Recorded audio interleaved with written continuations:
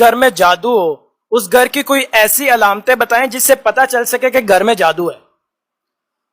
ظاہری علامات، اگر کسی گھر میں جادو ہو تو اس کی ظاہری علامات کچھ اس طرح کی ہوتی ہیں کہ وہ گھر والے بندے ہی آپس میں لڑے رہتے ہیں،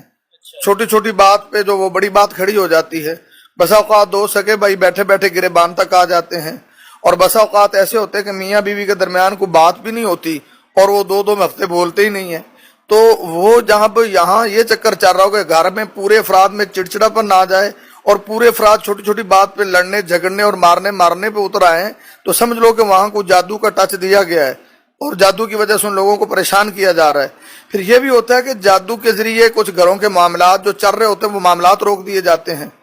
اور ان معاملات میں ڈسٹرب بندہ ہو جائے۔ اگر جادو گھر میں افراد رہتے ہیں، سارے نمازی لوگ ہیں، اب ان کی نمازیں ہی ضائع ہونے لگ جائیں، بس اوقات وہ جمع کرنے لگ جائیں اور نمازیں ہی ڈسٹرب ہو جائے، تو سمجھ لو نمازوں میں ان کو پتہ ہی نہ کہ پڑھتا کیا ہوں کرتا کیا ہوں۔ جس طرح وہ صحابی رسول کی نبی پاک نے غالباً ابو داؤد میں اب ڈیوٹی لگائی تھی نا، گورنر بنایا تھا طائف کا،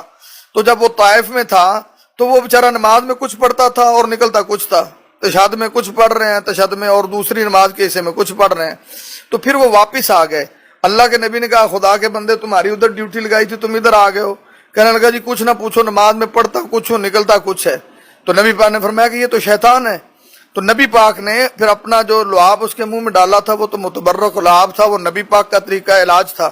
تو اللہ کے نبی صلی اللہ علیہ وسلم نے اس کا علاج کیا اور وہ ٹھیک ہو گیا۔ پھر وہ صحابی نے کہا کہ پوری زندگی پھر مجھے یہ مرض کبھی لاحق نہیں ہوا کہ میرے کوئی معاملات آگے پیچھے ہوئے ہوں۔ تو یہ حدیث دلیل دیتی ہے کہ بسا اوقات بندے کی نمازیں ڈسٹرب ہو جاتی ہیں، نمازوں میں پتہ نہیں لگتا پڑھتا کیا ہوں۔ جس گھر کے نمازیوں کی یہ کیفیت ہو کہ اس کی نمازیں آگے پیچھے ہو رہی ہیں، گھر کے معاملات آگے پیچھے ہو رہے ہیں، اور بہن بھائیوں میں اکثر تھوڑی تھوڑی بات پہ لڑائی ہو رہی ہے، تو سمجھ لو کہ وہاں کو جادو کے اثرات پائے جا رہے ہیں۔ اچھا کر صاحب، یہ تو ہو گئی کہ گھر میں یہ علامتیں تھیں۔ کر صاحب مجھے کیسے پتا چلے گا کہ مجھ پر جادو ہے، کہ مجھ پر کون سی ایسی نشانیاں ظاہر ہوں گی کہ جس سے میں اپنا آپ دیکھ سکوں؟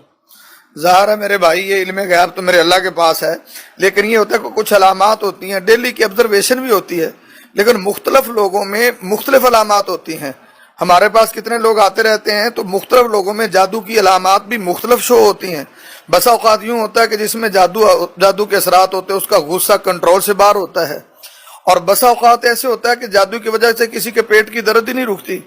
اور بسا اوقات ایسے ہوتا ہے کہ کچھ معاملات جادو کی وجہ سے ایسے ہوتے ہیں کہ ہم لوگ سمجھتے ہیں کہ یہ کوئی دوائی کا مسئلہ، ہم دوائیاں لیتے رہتے ہیں، لیکن وہ دوائی کا مسئلہ نہیں ہوتا، وہ دم کا مسئلہ ہوتا ہے۔ ہاں اس مسئلے میں افراط و تفریق ضرور پائی جاتی ہے، کچھ مسئلے دوائی سے تعلق ہوتے ہیں تو ہم دم کرواتے رہتے ہیں۔ تو بسا اوقات ایسے ہوتا ہے کہ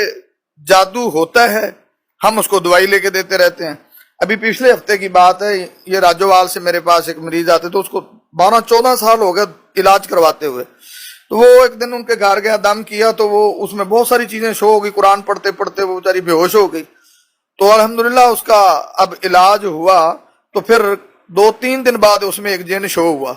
اس نے اپنا نام عبدالرزاق بتایا، پھر وہ نکل گیا۔ اب وہ اتنے سالوں سے جو میڈیسن کھا رہی تھی، اب دم سے اللہ نے اس کو شفا دے دی۔ تو بسا اوقات یہ وہ کوئی زیرک بندہ سمجھ سکتا ہے کہ اس کو جادو ہے یا اس کو بیماری ہے۔ تو بسا اوقات ہمارے معاشرے میں یہ بھی جہالت پائی جاتی ہے، جادو ہوتا نہیں ہے، اس کو دم کرواتے رہتے ہیں، اور بسا اوقات دم کی ضرورت ہوتی ہے، اس کے دوائیاں کھلاتے رہتے ہیں۔ تو ایک تو یہ بھی علامت ہوتی ہے کہ کوئی مرض ایسا اس میں پیدا ہو جاتا ہے، مثلا اس کے پیٹ کی درد مسلسل جاری ہو رہی ہو، جسم میں مسلسل دردیں رہ رہی ہوں، یہ بھی جادو کی نشانی ہوتی ہے۔ اور جس بندے پہ جادو کے اثار ہوتے ہیں اس کی دماغی حالت بھی تھوڑی سی ڈسٹرب ہو جاتی ہے، اس کو بھولنا بڑا عام ہو جاتا ہے، بھول جاتا ہے سامنے کوئی چیز، بندے کا نام تک وہ بھول جاتا ہے۔ اور جس بندے پہ جادو کے اثرات ہوتے ہیں بسا اوقات اس کے گلے میں کچھ ہونا شروع ہو جاتا ہے، اور بسا اوقات اس کے کانوں میں کچھ تکلیف شروع ہو جاتی ہے۔ حالانکہ اچانک تکلیفیں جو شروع ہوتی ہیں نا، اچانک وہ دائمی مریض نہیں ہوتا، لیکن جب اس کو اچانک یہ مرض اچانک 1-2 دن میں شروع ہونے لگ جائے تو یہ چیزیں جادو کی علامات میں شمار ہوتی ہیں۔ تو جب بندے میں یہ علامات شو ہو رہی ہوں تو بسا اوقات اس کو کسی اچھے عامل سے ملنا چاہیے کہ مجھے بیماری ہے یا مجھے جادو ہے۔ اگر وہ کوئی اچھا ہوگا تو اس کو اچھی گائیڈ لائن دے دے گا انشاءاللہ۔ کہ ایک اچھے عامل کا انتخاب کیسے کیا جائے؟ بھئی کو اچھے عمل کے انتخاب کے لیے ضروری ہے کہ آپ دیکھیں وہ 5 ٹائم کا نمازی ہے۔ اگر وہ 5 ٹائم کا نمازی ہے اور پھر کوئی غیر شرعی کام نہیں کرتا اور دم بھی اس کا شرعی ہے، کوئی غلط ہاتھ کنڈے استعمال نہیں کرتا، باشرع ہو، سنت کا عامل ہو، نمازی ہو، نیک ہو، اگر کوئی मतलब कि उसमें ये अलामात पाई जाएं कि ज़ाहिरी तौर पे अल-हुक्म अल-ज़ाहिर के तहत